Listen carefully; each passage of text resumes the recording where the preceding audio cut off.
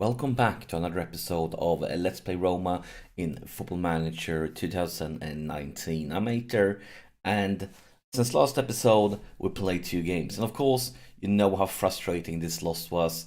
Very, basically heartbroken and embarrassed and devastated. But then look at this, how we bounced back.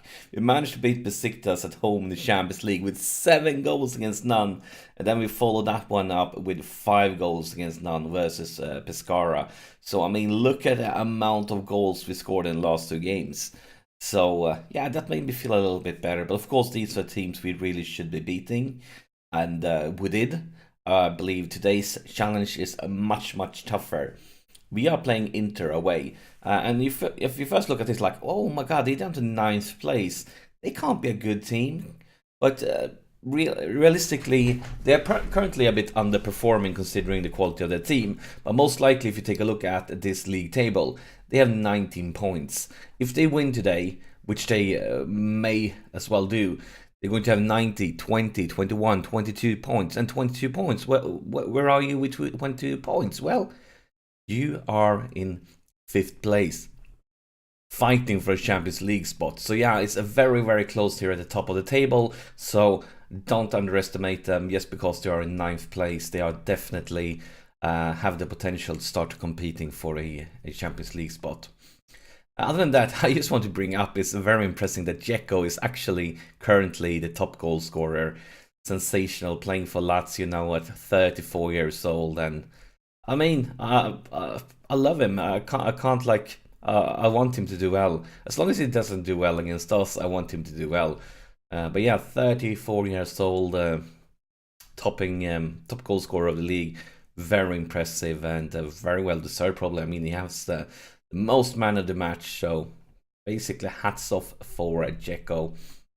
Other than that, if you look at the top of the table, we are now down to 1 lousy point ahead of the 2nd place team, which means if we lose today, more or less all that advantage we had a few rounds ago with that safety margin is all gone. So this game is extremely important to us, and I believe it's going to be very difficult because you just don't like go to Inter and face roll them away. You just don't do that. And if you lose today, I mean, both Sassuolo and Juventus and Napoli, they are all basically catching up. And Napoli, of course, has played 1 less game, so they could be at 29 points here in 3rd place. It just doesn't feel... I mean, this felt great a few rounds ago. It felt safe, it felt big, it felt strong. And now basically it's all come falling down. But it's one way for us to prevent that from happening. That's of course to do a very good game away versus Inter. And yeah, let's see how we do here. So some team talk here, trying to get them motivated. And yeah, then it's match time. But yeah, it would be frustrating to have had that great lead and then just see it all collapse down. Here is Pastore for Gerson. Gerson kind of have some room here, but he tries to do it all by himself, and that wasn't good enough. They have Gabigol here with an injury on the bench. Schule for Gerson, for Pellegrini, going for Santon. Beautiful cross to Santon, into the box for Arp, and look at that! Arp scores his 11th goal of the season. He wants to put some pressure on Dzeko for that top goal scorer title. And this is a brilliant start. Played just over 6 minutes when we take the lead away versus Inter. So basically, best possible start. And such a beautiful, first the cross going to Santon, gave him so much room, so much space on the right flank. And then his cross into the box, of course, was perfect set up to set up Arp for that header. It's a really beautiful goal, I must say. Look at the statistics. My gosh, we are completely dominating things. Here's El Shaarawy with a free kick. It goes far, but no trouble at all for the Inter goalkeeper. Long goal kick comes here. Schule should win that one. One for Gerson. Loses it, but Pastore wins it back. Yes, Arp for El Shaarawy. Can he find somebody in the box? No, he can't. And this could turn out to be a counter-attack. Focus, guys. Focus, guys. Oh, my God. What are you doing? What are you doing? This is so bad. Oliver Giroud with his 7th goal of the season. And oh, my gosh. This is so bad. I mean, look at this situation. They have 1, 2, 3 guys on the right side of this one, with this play coming back here, he doesn't have to go out there himself. He could have stayed here with Giroud, and if we would have done it, we would have 2 players versus Giroud. And then, of course, when you look at this goalkeeping, my gosh. Other than I believe for the next summer, and I was thinking about doing it already this summer, probably a goalkeeper will be my main transfer target after this season. I was considering, it was basically on the second place. And Mahrez, the score right now, we got a transfer listed from City, basically, I think it was after the first season. And I was considering signing him myself. I was scouting him a lot, because I think he's a really good player. But for that to happen, basically, I would have needed to sell some more players, and they didn't sell. I never bought Mahrez, and now Inter signed him for this season. And this is a nightmare. We started brilliantly, and then everything come tumbling down. Here's Moreno, and Sossi, Pastore, back to Sossi, Santon, and Sossi, Pastore, Moreno. We have both our fullbacks on the same side right now. And here is El Shaarawy! And his first goal of the season, actually. I thought he scored before, but it is his first goal of the season, and such an important one, because we really can't afford to lose this game. So Moreno finds, after some hard work and some luck with some bounces, finds El Shaarawy, and he's merciful, doesn't show any mercy at all with his finisher. But yeah, crazy first half, and here is Pellegrini with a free kick into the box, and here is Arp with his second goal. Yeah, I really want to give Dzeko a run for his money for top goal scorer. This is crazy, like it's back and forth, back and forth. We are 1 goal up, then they score 2, and now we score 2 in a row. This is, oh my god, this is back and forth crazy madness going on here. And I'm not sure if I love it or if I want to cry. And here is Inter again, putting some pressure on us. Clear by Pastore, but it's going to come back. Mahrez, Skriniar, going all the way back for Samoa. Arthur, come on, lads, we can do this. We can do this. Tackle. Get stuck in, guys. Get stuck in. We could win this one back and turn it into a really dangerous counter-attack if you just try, lads. If you just put some pressure on them. Fazio for Pellegrini. Pellegrini with a really crappy pass, and I was certain they weren't going to score there. I already basically counted in a goal. But yeah, I told you that, I think it was in the first episode of this season, or maybe the second one, that my main goal was a defender, and my second goal was a goalkeeper, and my third goal was striker. And probably for the next summer, since we have another defender coming in during the January window, if you have money, a stronger goalkeeper will be the goal for the summer. And we are really happy with, like, for example, Arp.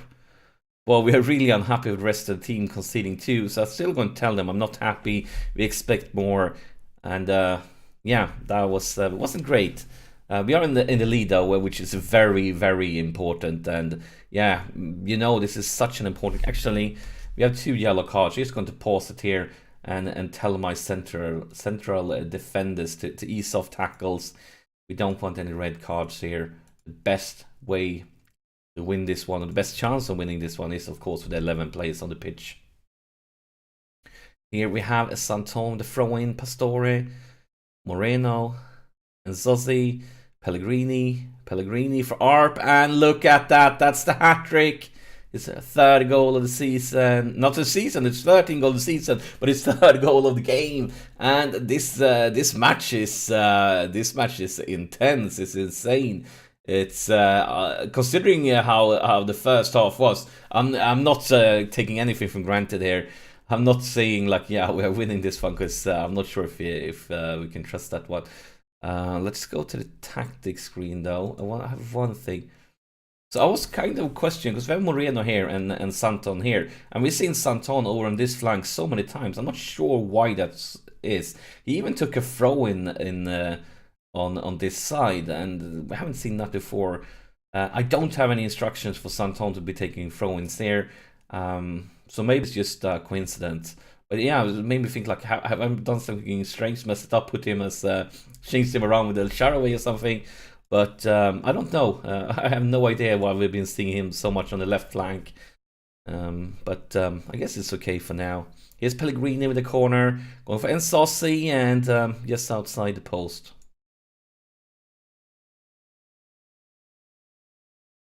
Maybe things have calmed down a little bit, but now here's Pellegrini with a free kick, and he actually hit the woodwork. If he would have scored there, I would have said it would be a game set match, but it didn't happen. Here's Fazio though, and here's nobody. Here's Gerson, it's Fazio, and he loses it. This could become dangerous, but no, Santone for Schule for nothing. Come on, lads. No mistakes now. Mistakes are not allowed, not at all. Beautiful inception by Santone, but not strong enough, unfortunately. Come on, lads. If we can win this one back, once again, if we can turn it into a dangerous counter-attack. But instead, it's Mahrez, and they are breaking through. And of course, as always, our defense is so bad. And maybe Olsen redeemed himself a slight bit for that huge mistake in the first half. Still haven't forgiven him, but it was a step in the right direction. And now we are under some serious pressure, but that's the highlight. Clock is ticking away, so I think we should take a look at the subs. Now, first off, who's saying on a very bad day at work? So no one is complete garbage. I mean, of course, the defense is getting bad ratings after conceding those goals, but I think we should prioritize who's tired instead. And Pastore, he's tired as a yellow card, is composed. I think we have a winner, or maybe perhaps we should call it a loser when we replace somebody for that reason. And then we have Gerson. He's tired, he's playing like garbage, and he's composed. I think we should bring on Munir instead.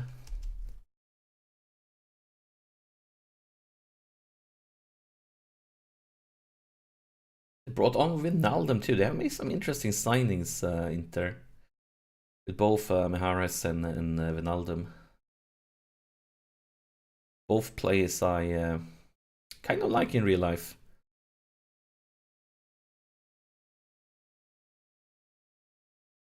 Good clearance there by Santone, but could come back quickly if you can't win it back.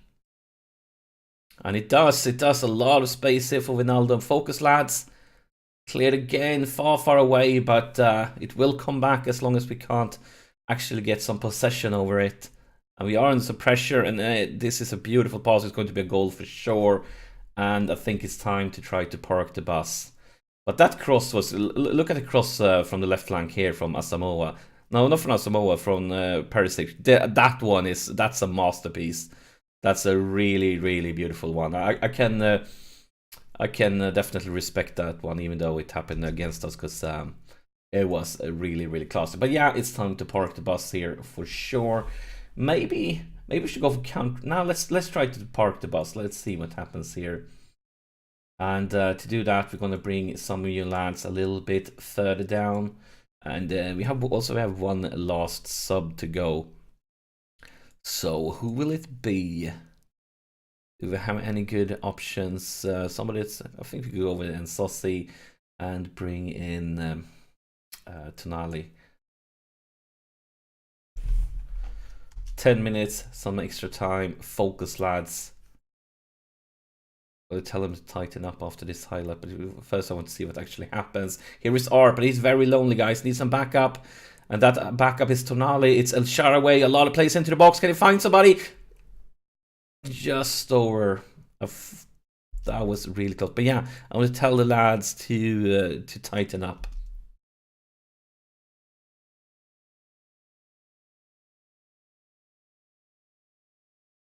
Clock is moving so slowly. Come on. 5 minutes of extra time. Where did you find that, ref? But that should be it. I mean, the extra time is up. We are playing on extra time on the extra time. And now, guys, remember, we are parking the bus. No need to attack. No need to just pass it around. Nice and slow.